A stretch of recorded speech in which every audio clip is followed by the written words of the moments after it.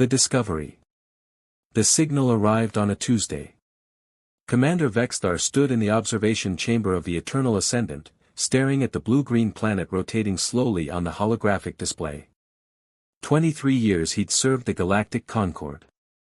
23 years of mapping star systems, cataloging species, and delivering the same message to every primitive civilization they encountered: submit or be forgotten. Another one, his second officer, Krell, muttered beside him. The reptilian officer's scales flickered with boredom. Look standard. Single planetary civilization. Pre-warp technology. They haven't even established a moon colony. Vexthar nodded, his three eyes scanning the data streams. The planet, designation, Sol 3, local name, Earth, showed all the typical markers. Radio transmission scattered across electromagnetic spectrum. Primitive rocket propulsion. Nuclear fission weapons that would barely scratch their hull plating. Most tellingly, thousands of separate political divisions, each with its own military, its own flag, its own petty grievances. Divided. Weak. Perfect. Begin standard protocol, Vexthar ordered. Survey their major population centers. Catalog their weapons capabilities. Draft the ultimatum. The ultimatum was always the same. Surrender within one planetary rotation. Accept integration into the Concord.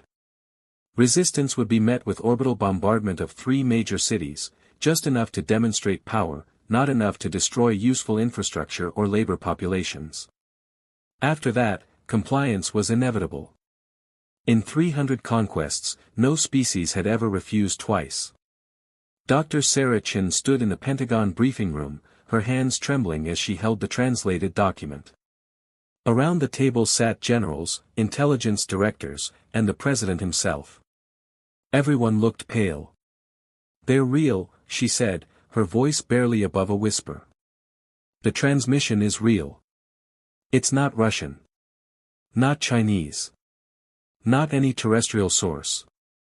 She swallowed hard. "It's alien. And they're giving us 24 hours to surrender Earth's sovereignty to something called the Galactic Concord." General Marcus Hayes leaned forward, his jaw tight. "What happens if we refuse?" Sarah pulled up the translation on the main screen. The words hung there, clinical and cold. "Failure to comply will result in kinetic bombardment of 3 metropolitan centers of our choosing. This is not negotiation. This is notification. You have 1 rotation of your planet to respond. Choose integration or choose extinction." The room erupted in competing voices. Some argued for negotiation. Others demanded immediate military mobilization. A few suggested accepting the terms: living as vassals was better than dying as heroes. President Morrison raised his hand, silencing them all. His face looked 10 years older than it had that morning. "Dr. Chen," he said quietly. "In your professional opinion, if we fight, do we have any chance at all?" Sarah wanted to lie. She wanted to offer hope. But she was a scientist first. Their technology is centuries ahead of ours, maybe millennia. Their ship is the size of Manhattan. Our missiles probably can't penetrate their shields. Our nukes would be. She trailed off. "Sir, we'd be fighting with swords against machine guns." "That's not what I asked." Morrison's eyes locked onto hers. "Do we have any chance?" Sarah thought about humanity's history. Every war. Every impossible victory. Every time the underdog had somehow, against all logic, survived. "Maybe," she whispered. "If we're willing to pay the price." Commander Vexthar read Earth's response 3 times before he believed it. The message was brief. Blunt. Completely unprecedented. "To the Galactic Concord, we have received your ultimatum. Our answer is no. We will not surrender. We will not submit. If you attack us, we will fight. If you invade us, we will resist. We may not win, but we will make you regret ever finding us. We are humans. We don't kneel. Try us and find out why. Krell's scales rippled with what might have been laughter. They're insane. Do they not understand what we can do? But Vexthar wasn't laughing. Something in the message's tone disturbed him. There was no pleading. No negotiation. No fear. Just defiance. Cold, calculated defiance. Pull their cultural database, he ordered. Everything. Entertainment. History. Military doctrine. I want to know who we're dealing with. Commander, it's a pre-warp species with chemical rockets. What could they possibly do it? The analysis began immediately. The ship's artificial intelligence system started processing Earth's broadcasts, films, historical records, literature, and military simulations. Petabytes of data, all trying to answer one question: what kind of species responds to certain annihilation with threats of their own? The first report came back in an hour. Then another. And another. Vexthar read them all, his confidence slowly transforming into something he hadn't felt in decades: uncertainty. These humans had fought each other constantly for 10,000 years. They'd developed weapons specifically designed to end their own species. They'd created scenarios, in fiction, in games, in military exercises, for every possible apocalypse: nuclear war, pandemic, asteroid impact, alien invasion. They'd imagined their own extinction so many times they'd developed protocols for it. One file caught his attention, a human military concept called mutually assured destruction. They'd held nuclear weapons aimed at themselves for generations, accepting that their own annihilation was preferable to surrender. Krell appeared at his shoulder, reading the same report. They're bluffing, the second officer said. They have to be. Vexthar said nothing. He was watching a human film called Independence Day, where their heroes flew explosives directly into alien ships, sacrificing themselves without hesitation. It was fiction. He knew it was fiction. So why did his primary heart beat faster? Send for the War Council, he finally said. I think, we may need to reconsider our approach. The calculation. The Galactic Concord War Council convened in the Grand Chamber of the Eternal Ascendant. 12 species sat around a circular table, representatives of civilizations that had learned, centuries ago, that resistance was futile. Commander Vexthar stood at the center, pulling up holographic displays of Earth. The humans have refused our ultimatum, he began. Several council members hissed or clicked in surprise. Before we proceed with standard bombardment protocols, I recommend we review the intelligence gathered from their planetary networks. This is irregular, Counselor then protested.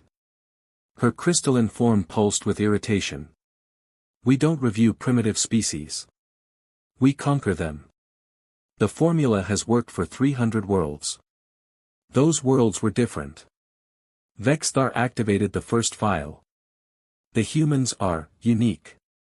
What followed was 2 hours of increasingly disturbing data. The Council watched human history unfold: the world wars. Nuclear bombings. Trench warfare where millions died for kilometers of mud. Guerrilla conflicts that lasted decades. Terrorist attacks where individuals sacrificed themselves to inflict maximum damage. Every civilization had violence in its past, but humanity had industrialized it, studied it, glorified it. They worship warriors, noted Counselor Drex, his mandibles clicking nervously. Their heroes are soldiers, not scholars. Their gods are war gods. Vexthar pulled up humanity's entertainment database. Watch. The Council saw Saving Private Ryan, humans charging machine gun fire. The Patriot, guerrillas bleeding a superior force over years. Red Dawn, children becoming insurgents. Ender's Game, military training starting in childhood. 300, a suicidal last stand treated as glory. Battle of Britain, never surrendering despite impossible odds. It's propaganda, then insisted. Fiction to make them feel brave. Perhaps. Vexthar switched files. But their actual history confirms the pattern. The Finnish Winter War, a tiny nation held off a superpower. Vietnam, farmers defeated the most powerful military on their planet. Afghanistan, multiple empires broken trying to control one region. These aren't stories. These are case studies in asymmetric warfare. He pulled up humanity's nuclear arsenals.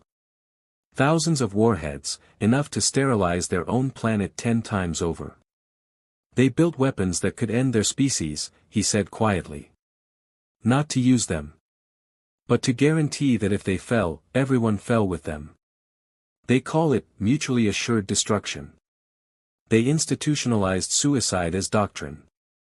The council chamber fell silent. At NORAD, Sarah Chen stood before a wall of screens showing human military capabilities. It looked pathetic compared to what was orbiting above them. General Hayes stood beside her, arms crossed. Tell me something encouraging, Doctor. We have 7,000 nuclear weapons, Sarah said. At least 2,000 are ready to launch within 15 minutes. Can they penetrate alien shields? Probably not. But that's not the only consideration. She pulled up tactical scenarios. Look at human history through their eyes. They're used to species that surrender when threatened. They've probably never faced an opponent willing to take unacceptable casualties. We'd lose, Hayes said flatly. Yes. But how we lose matters. Sarah's hands moved across the touchscreen, pulling up Vietnam, Iraq, Afghanistan. Every empire in human history has learned the same lesson: conquest is easy. Occupation is hell. You can destroy our military in days. But can you control 8 billion humans scattered across 7 continents? How many troops does that take? How many resources? How long before guerrilla warfare bleeds them dry? Hayes studied the data. You're talking about making invasion too expensive. I'm talking about changing the equation. They see us as primitive and divided. We need to show them we're something worse, we're practiced. She pulled up more files. We've spent 10,000 years fighting each other. We know every dirty trick. Insurgency. Sabotage. Terrorism. Biological warfare. Chemical weapons. We've used all of it. Against ourselves. Jesus, Hayes muttered. They probably have rules of war, Sarah continued.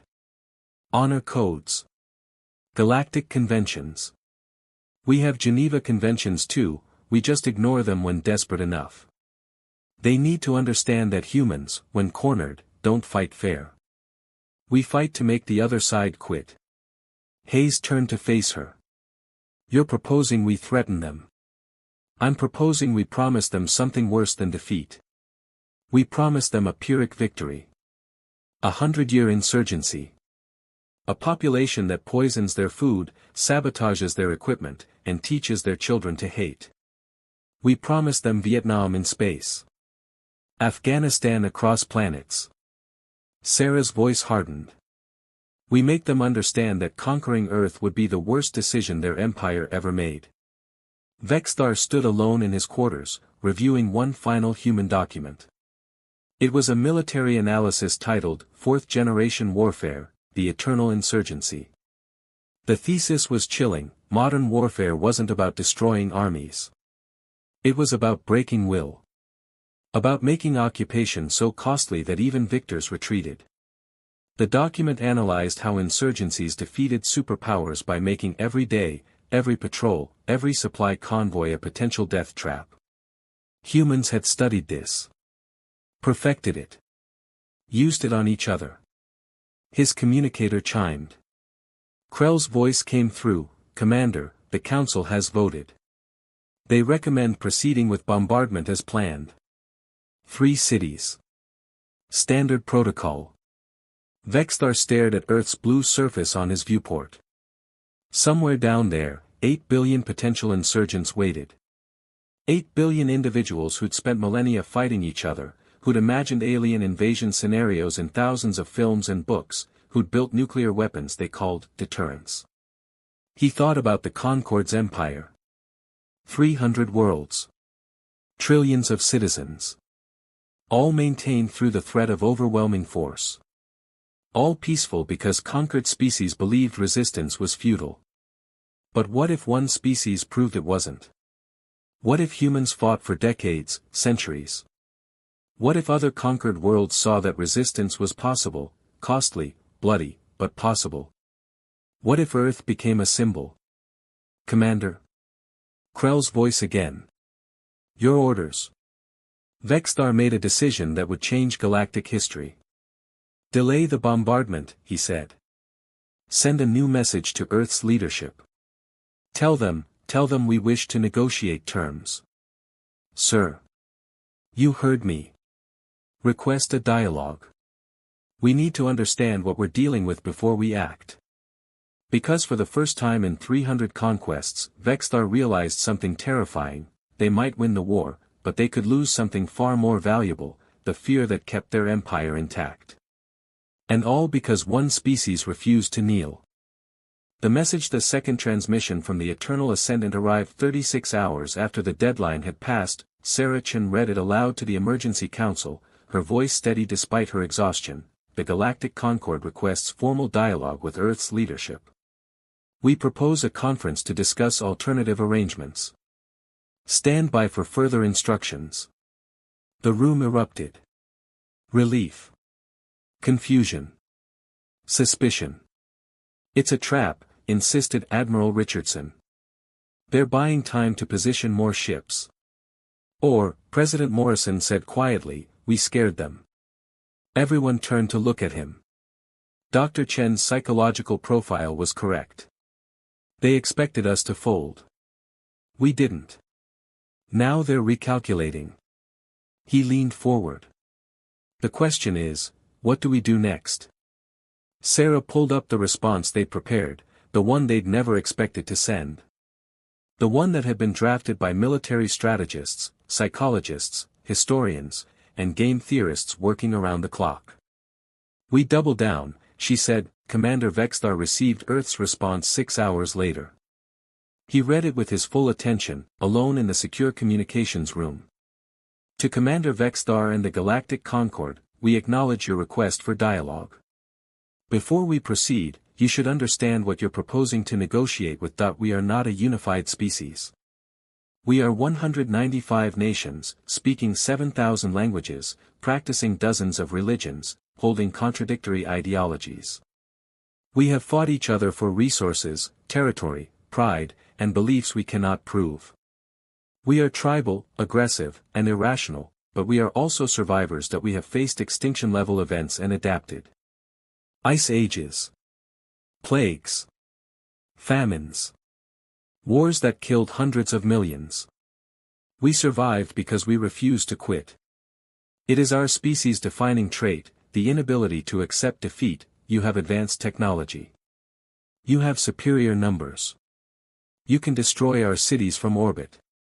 But ask yourself, then what? You will occupy our world with troops. We will kill them, not in battles, but one at a time. Ambushes. Traps. Poisoned food. Children with explosives. We will make every street dangerous, every building suspect, every day costly. You will try to control our population. We will resist, not with armies, but with strikes, sabotage, and non-compliance. We will destroy our own infrastructure rather than let you use it. We burned our own cities in the past rather than surrender them. We will do it again. You will attempt to break our will. You cannot. We have already imagined every horror you might inflict. We have written books about it, made films about it, trained for it. Alien invasion is practically a genre for us. We have thought about this scenario so many times that we have contingency plans for contingency plans. You face a choice: retreat with your dignity intact, or win a war that will cost you everything except victory. That we will never be pacified. We will never be grateful subjects. We will be an eternal wound in your empire, bleeding resources, troops, and credibility for generations. Eventually, other conquered species will see what we do and wonder, if humans can resist, why can't we? Your empire is built on fear of your power. We offer you something more frightening, proof that your power has limits. This is not a bluff. This is a promise. Test us if you doubt it. That we await your decision. That the governments of Earth. Vexthar read it 3 times. Then he called the War Council. The debate lasted 12 hours, some counselors argued for immediate bombardment. We cannot show weakness. Every conquered world is watching. Others proposed a demonstration of power. Destroy one city. Show them we're serious. But Counselor then, who had argued most strongly for conquest, now spoke differently. Her crystalline form had lost its aggressive glow. I have reviewed their historical database completely, she said. Every analysis reaches the same conclusion: these humans mean exactly what they say. They will fight. Not because they can win. Because they cannot accept submission. She pulled up image after image. The Alamo, defenders fighting to the last man rather than surrender. Masada, mass suicide rather than slavery. Thermopylae, 300 holding back thousands, knowing they would die. Warsaw Ghetto, an uprising with no hope of victory, only the refusal to die quietly. Their history is full of last stands, then continued. Battles where the outcome was certain, where surrender would have been logical, where defeat was guaranteed, and they fought anyway. Because for humans, how they lose matters more than losing itself. Drex clicked his mandibles thoughtfully. The cost-benefit analysis does not favor invasion. It's worse than that, Vexthar added. He pulled up projections his tactical AI had generated. If we conquer Earth, we need minimum 2 million troops for occupation. That's 2 million soldiers tied down on one primitive world. 4 decades. Maybe centuries. The resource drain would be. He paused. Catastrophic. And if we withdraw? Then asked. We look weak, Krell growled. No, Vexthar said slowly. We look wise. We found a species too costly to conquer. We chose strategic retreat over Pyrrhic victory. That's not weakness. That's calculation. The council fell silent, considering, finally, then spoke. There is precedent. The Vorthak system, we deemed it unsuitable for integration, due to environmental factors. We could classify Earth similarly. They'll know we're retreating, Krell protested. They'll know we're choosing our battles, Vexthar corrected. The Empire has lasted 10,000 years because we're not reckless. We assess. We calculate. We choose wisely. He gestured to Earth's data. This is not wisdom. This is a trap. They've made themselves into poison, guaranteed to kill even if swallowed. The vote was taken 11 to 1 in favor of withdrawal. This is not a bluff. This is a promise. Test us if you doubt it. We await your decision. The governments of Earth. Vexthar read it 3 times. Then he called the War Council. The debate lasted 12 hours. Some counselors argued for immediate bombardment. We cannot show weakness. Every conquered world is watching. Others proposed a demonstration of power. Destroy one city. Show them we're serious. But Counselor then, who had argued most strongly for conquest, now spoke differently. Her crystalline form had lost its aggressive glow. I have reviewed their historical database completely, she said. Every analysis reaches the same conclusion: these humans mean exactly what they say. They will fight. Not because they can win. Because they cannot accept submission. She pulled up image after image.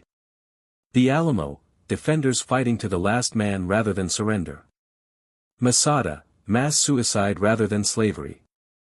Thermopylae, 300 holding back thousands, knowing they would die. Warsaw Ghetto, an uprising with no hope of victory, only the refusal to die quietly. Their history is full of last stands, then continued. Battles where the outcome was certain, where surrender would have been logical, where defeat was guaranteed, and they fought anyway. Because for humans, how they lose matters more than losing itself. Drex clicked his mandibles thoughtfully. The cost-benefit analysis does not favor invasion. It's worse than that, Vexthar added. He pulled up projections his tactical AI had generated. If we conquer Earth, we need minimum 2 million troops for occupation. That's 2 million soldiers tied down on one primitive world. 4 decades.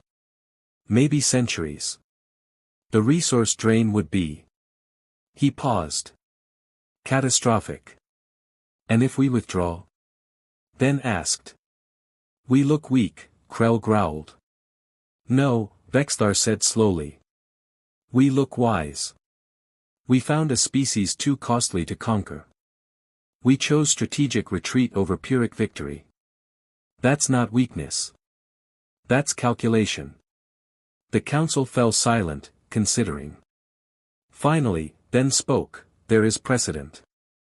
The Vorthak system, we deemed it unsuitable for integration, due to environmental factors. We could classify Earth similarly. They'll know we're retreating, Krell protested. They'll know we're choosing our battles, Vexthar corrected.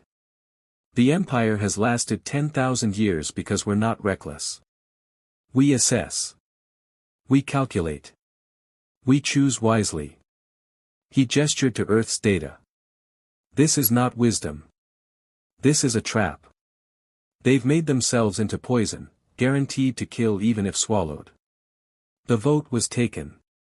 11-1 in favor of withdrawal. The final message from the Galactic Concord arrived on a Sunday morning. President Morrison read it aloud to a global audience watching via every screen on Earth. After thorough analysis, the Galactic Concord has determined that Earth does not meet the criteria for integration at this time. Your species shows unique characteristics that would make peaceful assimilation challenging. We hereby classify your system as a developing civilization and implement a non-interference protocol effective immediately. You will not be contacted again until you achieve independent faster-than-light capability. Should you reach that milestone, we will extend an invitation to join the galactic community as equals, not subjects. We wish you success in your development. May your fierce spirit serve you well among the stars. This matter is closed. The transmission ended. For 10 seconds, nobody moved. Then the world erupted in celebration. 50 light-years away, aboard the Eternal Ascendant, Commander Vexthar watched Earth recede on his view screen. Did we just retreat from a pre-warp species? Krell asked quietly. No, Vexthar said. We avoided fighting a species that's been preparing for war since they learned to make fire. There's a difference. He pulled up one final human file, a quote from an ancient human military strategist named Sun Tzu. The supreme art of war is to subdue the enemy without fighting. Vexthar smiled, a gesture he'd learned from studying human expressions. Perhaps, he said, we're not the only ones who understand strategy. The ship turned away from the small blue planet, leaving humanity to its violent, beautiful, impossible future. Behind them, 8 billion humans celebrated their first victory in a war they'd won by promising to never stop fighting. And somewhere in the Pentagon, Sarah Chen was already drafting plans for faster-than-light travel. Because humans didn't just survive. They prepared for the next fight. Always.